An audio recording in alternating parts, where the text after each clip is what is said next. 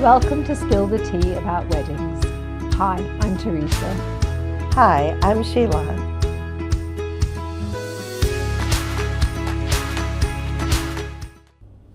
Hi, welcome to Spill the Tea podcast with Teresa and Sheila.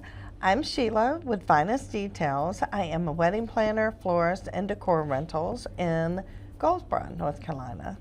Hi there, I'm Teresa, owner of the English Country Barn, a beautiful wedding venue in Magnolia, North Carolina. Hi Sheila, how are you doing? Hi, doing good. Still have my sweet tea. Yeah, I know, you're addicted. That's all I can say. Addicted. What are we talking about today, Sheila? Well, I want to talk about the differences between coordinators and venue coordinator or venue managers. So we're not going to do the comparison of a planner versus a coordinator because I think we've talked about that 1,000 times. It'll come on another podcast. I would like to talk about coordinators that are working anywhere from 30 to 90 days before the wedding, and they're going to be present for rehearsal and wedding day, and a venue manager. Because I have, when people come in and they're meeting me to be their florist or their decor, and I said, well, do you have a planner? Not trying to sell necessarily my business, but so then I want to know, okay, have you done a budget? What time is your a rehearsal? What time do I need to be set up for the wedding day, which is generally what the planner information would be working with. They're like, oh, we've got a venue manager. And I'm always like, oh, okay, well that's not a wedding coordinator. So I'd like to discuss that today because some people do think because their venue advertises, we have a venue manager, we have an on-site manager, we have a wedding day manager. I've heard a lot of creative descriptions by venues. Let's talk about the differences between what a coordinator would do and a venue manager. Yeah, and I think that it's a little bit disingenuous for some venues, me and my opinions again, obviously, that they advertise themselves as having a venue coordinator without clarifying what that is, because then I feel that when they say that, they're trying to get their couples to book with them. Right. And then later on, their couples find actually they haven't got what they thought they were paying for. Right. So I always tell our couples when we do a tour, I am the venue manager. I am the person who is going to be in charge of all things venue. I am not getting them down the aisle on time. I am not coordinating with their vendors. I am not creating a timeline for them. And those are just high level things that I can give them for an example. But yeah, I think it's a really great subject to help our couples realize the massive differences between what you and I would do in the month leading up to their wedding. I mean, and let's just focus on a month, what we would both do a month leading up to their wedding, so that it doesn't get confusing over all the things that you do as a planner and all the building work and all the things that I do, so that they can understand exactly what it is that each of our roles are, which are equally important to making their wedding day beautiful, but not the same. So let's start with 30 days out. One of the first things that any of the coordinators should be doing is working with the timeline. So as a coordinator, they will get all of your vendor information, their telephone numbers, their emails, their contracts, and organize the timeline. So if your photographer is scheduled for 8 hours, they'll create your day to be within that 8-hour time range that you need that photographer there. What time the caterer needs to show up, what time your bartender needs to be set up, what time the ending of the reception is, so we can get all of the vendors out on the required venue departure timeline. So that's the number one thing that they should do. Do you do a timeline? I don't do a timeline, but 30 days out, I have requested that all of our couples have an in-person meeting with me because, and I know that venues all act differently and we all have our own routines of what we do, but at our venue, I'm the person that sets up the tables, the table linens, make sure everything is laid out, the right guest count, all of those things. And whilst a great planner is going to send me a final floor plan and a guest count and everything, I find it's really helpful for us to collaborate together, to have that in-person meeting, because when those couples maybe came and did their first venue tour, and even a planning tour 3 months before, they don't have that final guest count, and they think, oh yeah, we've got 150 guests coming, and then suddenly they've got 75 guests coming. That floor plan is going to look very different. And they might have not thought about whether they want the banquet tables or whether they want round tables versus rectangular tables. And having that in-person meeting where they can visualize the additional things that they want, like the guest book or the gift Venue cards decor. or the even like the sideboard for a memory table, all of those things possibly weren't thought about further down the line. So we require them to do an in-person meeting with their planner or coordinator so that we are all on the same page, and then the coordinator and I can collaborate and talk to each other and say, don't really think that's going to work. Or for example, we had somebody recently who wanted to put a big arbor behind the sweetheart table with no thought to the fact that that's an emergency exit. And whilst it's a covered emergency exit, we have to leave it accessible and unlocked. So having those in-person meetings mean that we can sort of move them a little bit so that everybody can see where it's going to be. And I'm really an obedient human being. So if somebody tells me that they want the table set such a way, I want to have them set that way so that when you arrive to decorate, it's done and you haven't got to move everything. Right. So my 30 days out is obviously different from yours, but I do still require that meeting to happen so that all things venue can be taken care of. So when I do the timeline and we get which is typically 90 days for me, 90 to 60 days, I'm working on the timeline with the couple and then sending to the vendors around 60 days. I also work with my couple with the head count and actually sketch out and design the floor plan. And I also make a list of any decor, if the venue offers that, a list of the linens or decor that they're getting from the venue. I submit that 30 days out. So if their coordinator does not make a floor plan or a listing, do you do that with them, or do they have to turn that in on their own? I occasionally will have had nothing, but I know that it's roughly, say, 120 guests. I just put it out how I think and think, well, you know what, I didn't get it, you can figure it out. Okay. I try and be really helpful to make sure that the experience at the venue is the best that it can possibly be. So if I'm provided with that information, I can do a really good job, but I'm not a mind reader. I'm really good at a lot of things, but just not that. Right. And I feel that if people, either the couple or the coordinator, should be sending me a floor plan. And it is a source of frustration if we have coordinators that don't include that portion of their job in their job description. Right. Because I think, well, what are you being paid for? Because to me, that's a fundamental necessity. Happens far more than I'd like it to happen. But obviously, I do know my venue intimately, so I know how the flow will probably work fairly well. But if nobody has told me if they're having a memory book or they're having a dessert bar or if they're having, I don't know, a guest count or a photo booth, if I don't know those things, I can't set up space for them. And we have 3 options at the venue of the ideal places to put a DJ. Again, if I'm not told, I'm just going to guess. Pick one, right? Pick one, yeah. Well, and that is one of the, and I know that every coordinator is different because where I'm 90 days out, others are 30 days out. So I do the whole floor plan, and that also includes, do I need a catering table? Do I need something for, cocktail hour? And I wasn't sure if other coordinators may or may not do that plan with you, how that was worked out. I think all the coordinators on my preferred vendor list do, because they know. Right.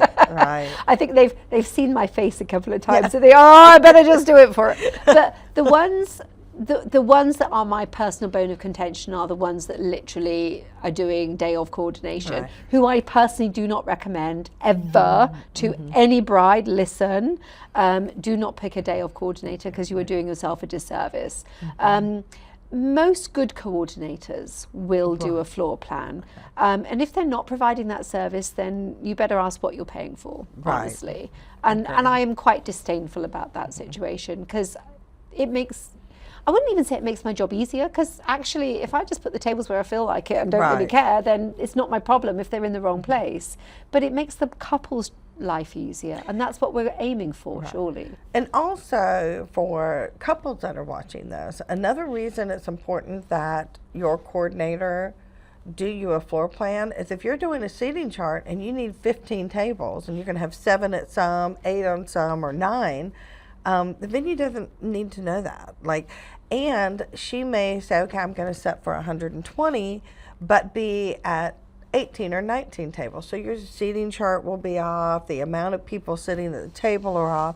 So it's really important, and that should be your coordinator's responsibility, to make sure that what you are doing for your wedding, from seating chart to guest count to how many you need per table, is organized by that coordinator, because most venues don't know that. And do most venues, I mean, obviously you work at way more, do most venues want you to do an in-person meeting as a planning meeting, or no? Most of the ones I'm very repetitive at, so most of them at the stage that but I've been around for a long time, they don't require me to come in on a one-on-one if I've been to their venue several times, because and hopefully, same thing with you, if I call and say, okay, the white table, can you, I might say, is it 12 or 14 inches wide? So if I've been there, no, they do not require me to come in person. If it is a new venue, it's my responsibility to reach out to that venue if I have any questions, if I need to go see it in person. Some of them do have floor plans, apps that I can go on and play around with. So those are individual experiences, but I will go and meet the venue owner or manager, take a look around, because I don't want to recommend a floor plan that won't work for the venue. Right, because sometimes the dimensions might not be quite what you think them to be. And I mean, at our venue, for example, we have the pillars holding the venue up. Yep. You have, no matter what you do, you've got to make sure that the tables flow nicely in between something that is a necessity. So now I've had couples give me AI videos of a venue that, well, even yours, that I know where all those pillars are, and they'll say, oh, I like this floor plan. I'm like, yeah, that won't work because there's a door here, there's this here, there's that there, the staircase. And so, AI is a great tool, but it is not a guaranteed solution. no, definitely. And I'm a huge fan of AI. we're depending on it yeah. way too much, to be honest, in a lot of ways. You know, Yeah. if you want to find out directions, or I love it for history, I'm a history nerd. But when it comes to floor plans, that is, it's not a real good tool to get that kind of No, which is information why I from. think that if you haven't been to a venue, it's definitely professional and helpful if you go in person. We do require all of our couples to do that in-person meeting, and we always say, and if your planner has not been here before, they are required to attend as well. And I remind all of mine that they need to be making the Yeah, it appointment. has to happen, just because I want to make sure that the venue that's part of the venue manager's job, to make Right. sure the venue is presented to them in a way that's going to work for their wedding. There's no point me thinking, oh, well, it's 120, I did 120 last week, I'll just leave it as it is. Yeah. Because they might have a completely different idea of how they want things set up. And so usually by the time any couples that I have are going to your meeting, I remind them she's going to be reaching out, go ahead and set it up. They already have their floor plan and everything. When they go to that meeting, they're armed. And because of course they're going to say, oh, that looks great, But then when they get there, what if they're like, oh, this is similar to the way Sheila's got it. I really don't like this flow. I'm hoping that never happens, but just in case. But if it does, that gives them the opportunity. And also, you might have done something new. And and I hope that, for most vendors or venues, is they may go out there and say, oh, now she has this new patio on the left. I'd like to use that for photos. Well, then I need to contact the photographer. I need, So I think it's very good, because typically they're renting from you a year or more in advance, and you make a lot of changes and updates. So they need to go back to stay fresh in their mind about where things are going to go. All right, so the next thing that I do is coordinate, call all the vendors, make sure the arrival departure times I have are going to work, make sure they're bringing linens, because most venues don't have catering linens. Do they need linens? Who's bringing the cake plates? So I do all the conversations with the vendors before the wedding. I bet that's not your responsibility. No, if I can help it, I'm not doing any of that stuff. So the next things that I'm going to be is inspecting the venue to make sure that the pond is full. We've had a drought, so every week I'm hours and hours and hours of extra water in the pond because it evaporates. Making sure the fountain is clean. Last weekend, for example, there were 2 nasty little children that filled my fountain with rocks, and hundreds of rocks. So I'm responsible for making sure the fountain is back to where it's supposed to be, clean and tidy and working. I'm going to mow, and I'm going to crack the whip and tell Ian he needs to go and weed whack. So power wash the benches, weed the butterfly garden. Those are all the jobs that I'm doing behind the scenes that nobody sees. I mean, we haven't even talked about linens. I mean, bane of my life, but we do. You know, the linens are all folded and laid out.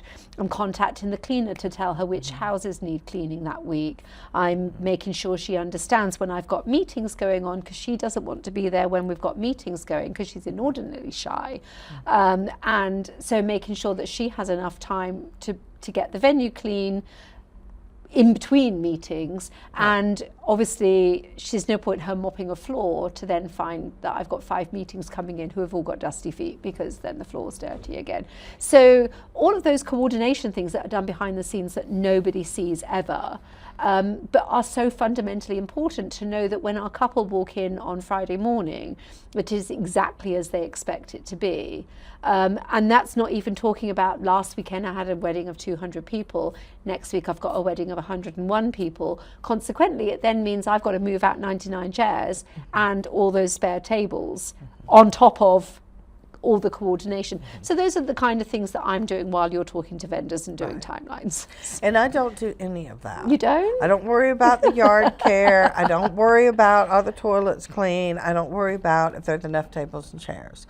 And I mean, there's only 1 or 2 venues that we have to move tables and chairs. That's it, very few. I think nowadays most venues are in the same place, that they know that they want to give an excellent service. Right. So that's part and parcel of their job, that they're just going to make sure that they are going above and beyond and setting everything up. And that's just a standard thing these days. Because everybody else has their own plans and agenda for the day. So let's skip on to the wedding. And I do rehearsals.